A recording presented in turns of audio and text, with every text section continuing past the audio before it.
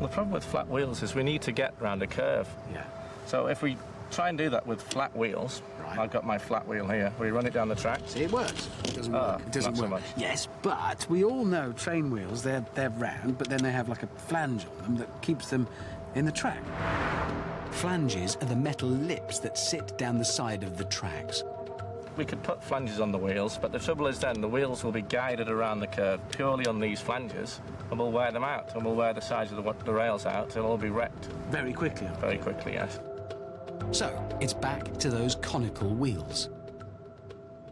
Someone clever came along and thought, well, if we put some cone angles, then we might be able to get this to go around a curve. Go on, then. Somebody came up with this. OK. So it's off. That's where the other one got to. And it's just... Well, it works. It works. Clearly. And that's just its shape Exactly, that's yes. sending it round. A cone rolling on its side turns in a circle, and train wheels use this principle. As it goes round a bend, the train is thrown out, and the outside wheel effectively gets bigger, making a sort of cone which turns the train. But because conical wheels can effectively change size, they can make trains unstable, even on straight track, causing that hunting oscillation we saw, especially at bullet train type speeds. The solution is an engineering compromise. So what we try and do is we get just the right amount of cone angle to get us around the curves we need to get round, but no more than that. So there will be an optimum amount of slope, cone, Yes. for a train that's going to go faster. Yes, so very high-speed trains have very low amounts of cone angle or kineticity, and slower trains have much more kineticity. So the slope on a conventional train wheel is flattened for the bullet train. The angle is halved. Each wheel is precision machined to the perfect angle. And what's good enough for a bullet train is good enough for Hammond Rail.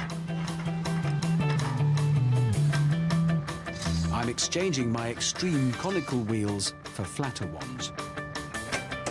I've also added some weight to try and stop it derailing again. I'll admit, Hammond Rail doesn't offer a complete service yet. No return tickets. You have to push yourself back to the station.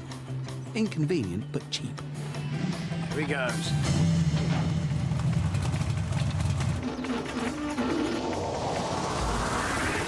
So what we're looking for here is a steady ride.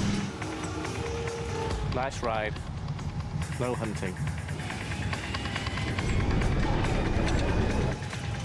That's perfectly happy. That is going quick, actually.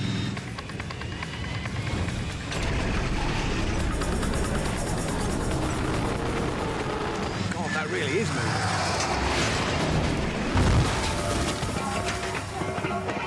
The stopping's going to be uncomfortable, obviously, in a real situation.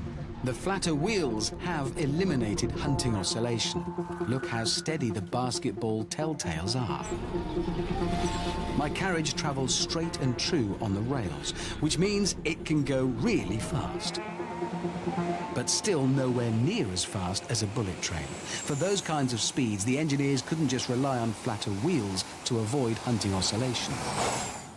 They needed a two-part solution, the second part of which lay at the heart of a medieval clock.